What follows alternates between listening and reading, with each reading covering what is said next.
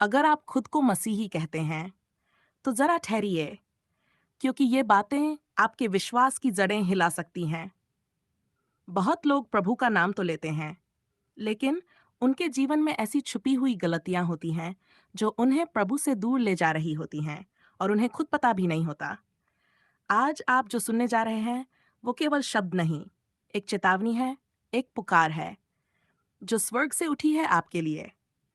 अगर आपका दिल परमेश्वर की आवाज को सुन सकता है, तो इस वीडियो को अंत तक जरूर सुनिए। शायद यही वो वक्त है जब आपकी आत्मा को एक नई दिशा मिले। वीडियो पसंद आए तो लाइक जरूर कीजिए और ऐसे ही आत्मिक सच्चाइयों के लिए इस चैनल को सब्सक्राइब करें।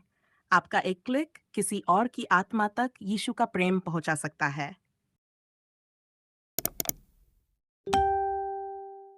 हर वह व्यक्ति जो यीशु मसीह पर विश्वास करता है, उसे अपने जीवन में कुछ बातों का विशेष ध्यान रखना चाहिए। बाइबल केवल आशीषों का वादा नहीं करती, वह हमारे जीवन के लिए मार्गदर्शन भी देती है ताकि हम गलतियों से बच सकें। एक सच्चा विश्वासी वही है जो प्रभु की इच्छा को समझकर उसके अनुसार चलता है। पहली बात, झूठ न बोलना। बाइबल में नीति वचन अध्याय 12 वचन 22 में लिखा है, झूठे होंठ यहोवा के लिए घृणा की बात है। एक सच्चे विश्वासी को कभी भी झूठ नहीं बोलना चाहिए, चाहे स्थिति कैसी भी हो। परमेश्वर सत्य है और हमें भी सत्य में चलना है। दूसरी बात, क्षमा न करना एक गंभीर गलती है। मत्ती अध्याय 18 वचन 42 में प्रभु यीशु ने क्षमा के विषय में गहराई से सिखाया। उन्होंने कहा, यदि तुम अपने भाई को मन से क्षमा नहीं करते, तो स्वर्गीय पिता भी तुम्हें क्षमा नहीं करेगा। अगर हम क्षमा नहीं करते, तो हम अपने ऊपर भी प्रभु की क्षमा को रोक देते हैं। तीसरी बात, घमंड करना। नीति वचन अध्याय 16 वचन 18 कहता है, घमंड के बाद पतन होता है। एक विश्वासी को नम्र होना चाहिए। यीशु ने अपने जीवन से नम्रता का उदाहरण रखा।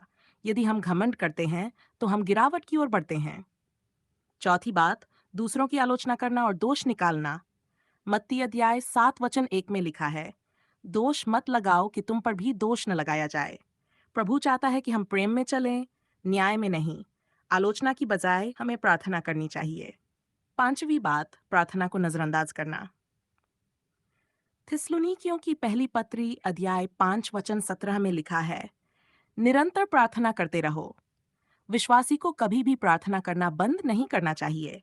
प्रार्थना हमारे और परमेश्वर के बीच का संबंध है। जब हम प्रार्थना नहीं करते, तो हम आत्मिक रूप से निर्बल हो जाते हैं।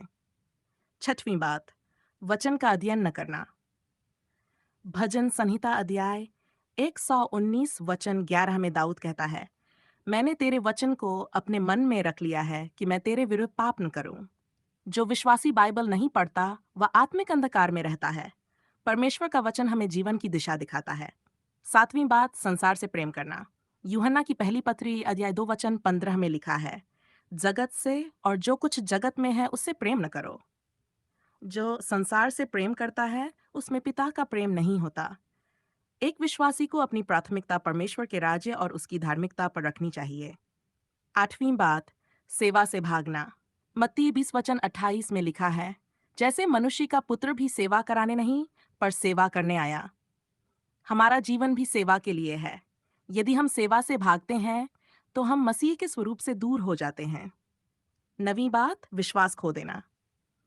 इब्रानियों की पुस्तक अध्याय 11 वचन 1 कहता है, विश्वास आशा की हुई वस्तुओं का निश्चय और अनदेखी वही वस्तुओं का प्रमाण है। जब परिस्थितियां कठिन हो, तब भी विश्वास को थामे रहना ही सच्चा विश्वासी होने की पहचान है। 10वीं, आत्मिक घमंड। लूका अध्याय 18 वचन 9 से 14 में दो लोगों की कहानी है, एक फरीसी और एक चुंगी लेने वाला। फरीसी ने घमंड किया, परंतु चुंगी लेने वाले ने नम्रता से कहा, हे परमेश्वर, मुझ पापी पर दया कर। परमेश्वर ने नम्र को धर्मी ठहराया। आत्मिक घमंड से दूर रहना जरूरी है। 11वीं बात, चर्च और संगति को छोड़ना। इब्रानियों अध्याय 10 वचन 25 में लिखा है, जैसे कुछ लोगों की रीति है, वैसे हम अपनी सभा से अलग न हो। विश्वासी को आत्मिक संगति की आवश्यकता होती है। जब हम एक दूसरे के साथ मिलते हैं, तो आत्मिक रूप से मजबूत होते हैं।